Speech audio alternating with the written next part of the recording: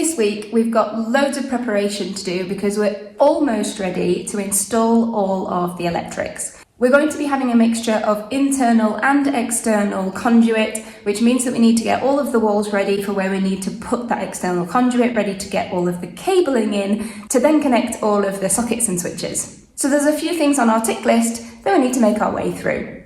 Number 1, sand down all the plasterboard. Number 2, sand down the kitchen.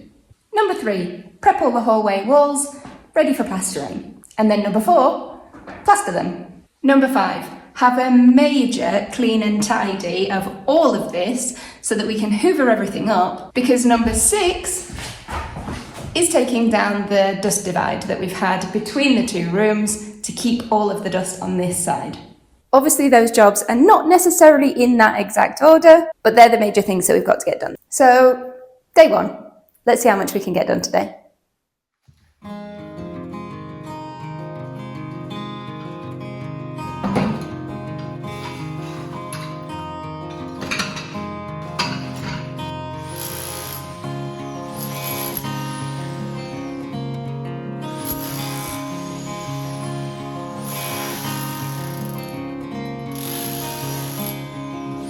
Unfortunately, the way these tiles were laid has made them a bit problematic to pull up in places.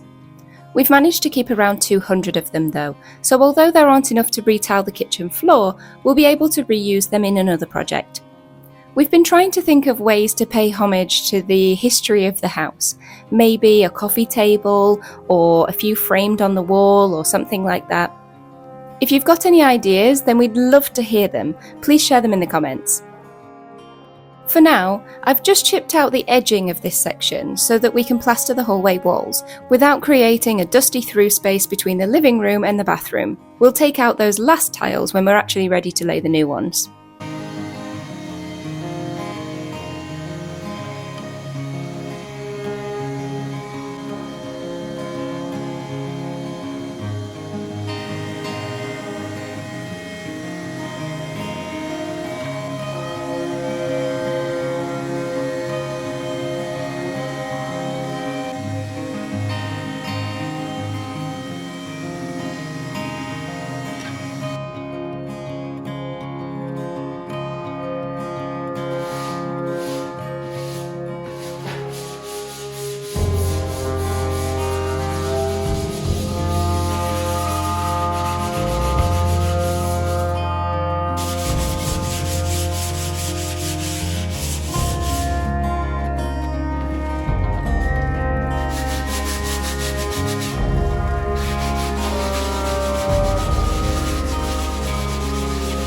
Although it's a bit of an arduous task, sanding the lime render on these kitchen cabinets is definitely worth it.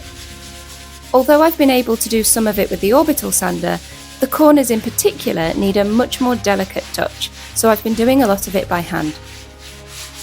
But it really smooths out the surface and it's preparing it nicely for the lime wash that we'll paint on top.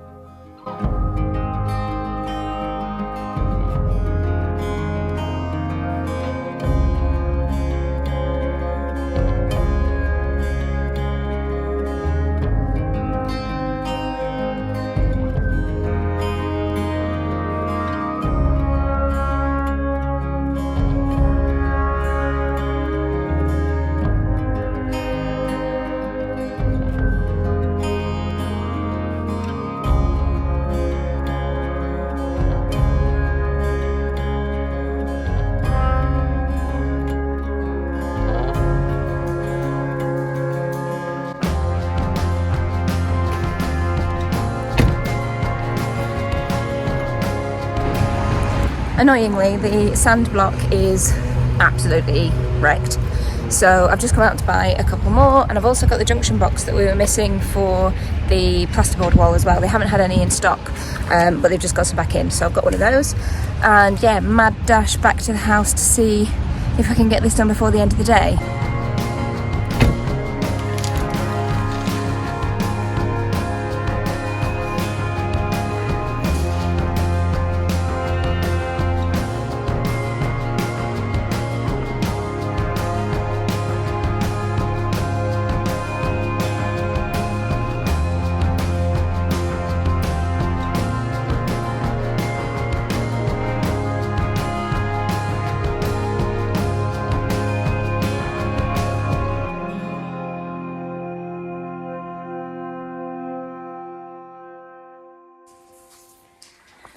That's all that lime sanded off and it's looking so much better.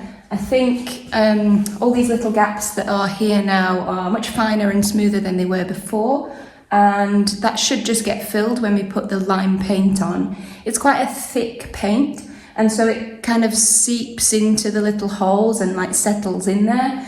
And with a couple of coats, that should be really nice and smooth, and then we'll put the sealant over the top, and that will just keep everything hopefully nice and clean and wipeable. So yeah, I'm really pleased with how this is coming up. I think it looks really, really lovely, and yeah, can't wait to start getting on to the next steps.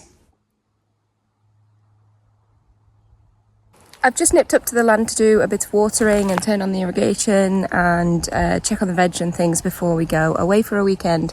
And I just came to check the olive trees, and I am so excited to see actual olives setting on the trees. Anybody that's been following us for a while will know that we had a bit of a catastrophe with these trees.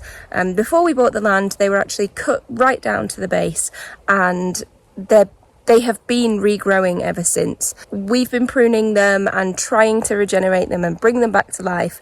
And 5 years later, we actually have olives setting on these trees. And admittedly, they are teeny tiny at the moment, and so much can still go wrong, depending on things like how much rain we get through the summer, or whether it's incredibly scorchingly hot, or whether there's a massive downfall that actually knocks them all off the trees. There are still plenty of things that can turn this into another catastrophe. However, right now I am so excited to actually see olives on these trees. That feels like a massive success after 5 years of trying to bring them back to life. In between watering with the drip irrigation, we've been feeding the veg beds with some of the worm juice from the worm farm that we have in the garage. Just a few weeks after planting out the starts, we already have a few flowers on the tomatoes and the aubergines, so it should hopefully give them a good little boost.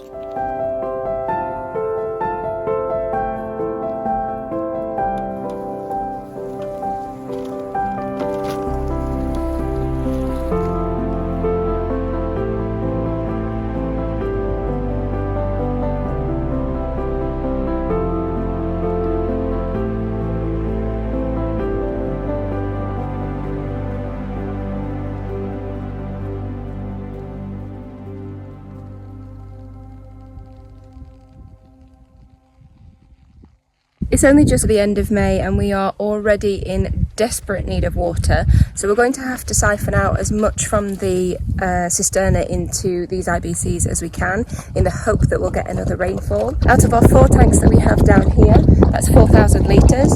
This one is already empty, that's what we have as like reserve. This one also empty, that's what we have the hose pipe connected to.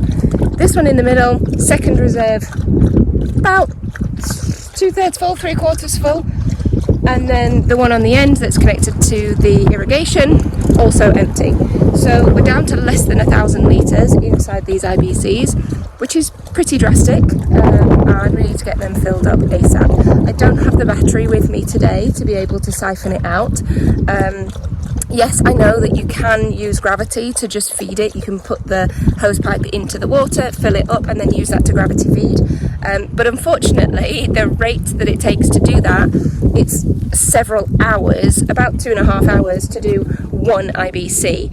When we use the little pump that we run from the solar battery bank, it does one of these in about 15 minutes. So we can do all of them in less than half the time of doing one. So we'll bring that up next time and do that in these IBCs and get them full again. The cisterna is pretty full at the moment. It's probably like 10,000 litres out of 13,000, something like that. So we can siphon out quite a decent amount. But yeah, we just really, really hope that we don't have a complete drought again this year, because we really, really want olives. I think it's going to be time to get some shade cloth installed over these garden beds soon as well. One of the things that we've had suggested in the past, and we learnt from the previous summer of growing, is that things just dry out so quickly here, and the intensity of the sun means that the plants just get scorched and die. So to try and protect them a little bit, we'll put some shade cloth or something, probably just propped up with some cañas or some, whatever we have, maybe just olive sticks, or maybe a bit of rebar if we've got any left over, and just give it something to protect them a little bit. It's not great in the wind, and we are very, very windy up here, so we'll have to try and secure them pretty well, but hopefully that'll just give things a little bit of shade in order to grow a bit better. But the garden's not doing too badly. All the plants that we put in the last couple of weeks have taken quite well, so hopefully we'll still get something this year. We're not actually going to be here for the hottest part of the season this year. We're taking a trip to the UK for a few weeks, so we haven't put in anything that we would likely harvest in like August, because we're not going to be here to look after it. But yeah, other than that, the aubergines, the tomatoes, and the leeks are actually looking really good. What I've been doing is starting to take some of the straw and kind of build it up around the base, and hopefully that's going to give us a nice white part of the leek. So whenever we're here and looking after it, I'm just kind of trying to mound that up a little bit. Ordinarily you do it with soil, but because they're in straw, I'm just doing it with straw.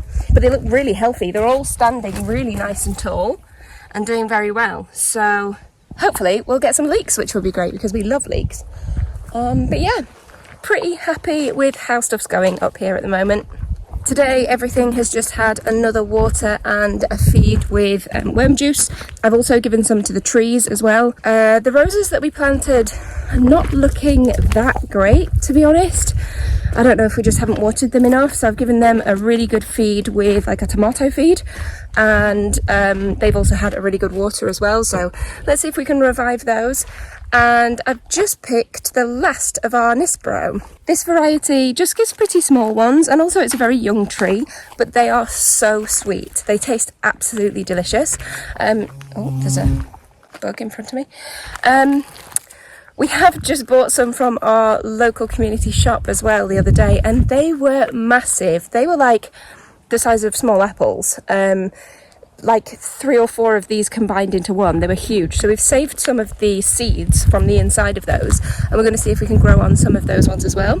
Just have a few different varieties, and they seem to take pretty well. The little ones that we've put in will take many years to actually grow on, but they all seem to be doing okay, so we'll probably just end up with plenty of Nispero plants around. And it is fast becoming Isabel's favourite fruit. So yeah, plenty of those around the land would be good. So I'm going to take these 3 home. We've got one each for later, and that's the end of this little Nispero tree. Thank you, tree. With all of the last bits of dusty work done, we hope, it was time to give everything a really thorough clean and get ready to remove the dust screen that's been in this hallway for almost 10 months.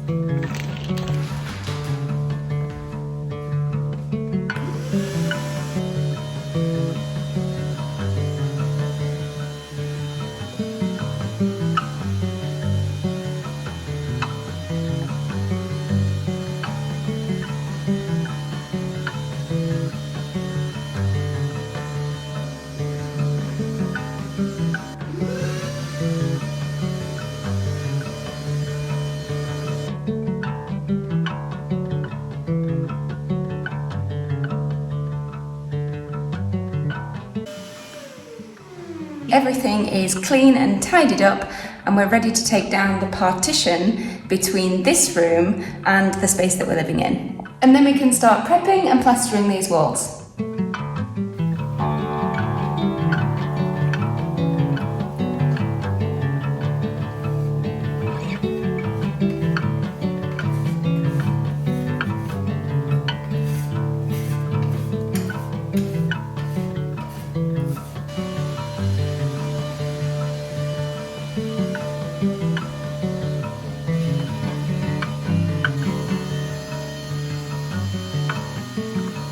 After 10 months, we're finally getting rid of this partition between the 2 rooms. It feels pretty monumentous. Monumental? But it feels pretty great.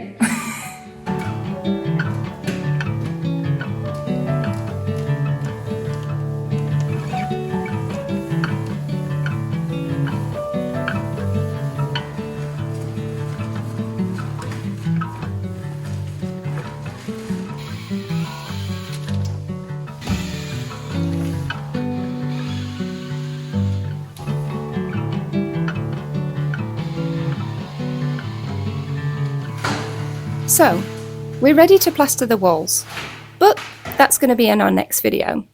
So as always, thank you so much for watching. To all of our subscribers, our Patreons and members, thank you to everybody who's following our journey, leaves us a comment or likes the video, and we'll see you on the next one.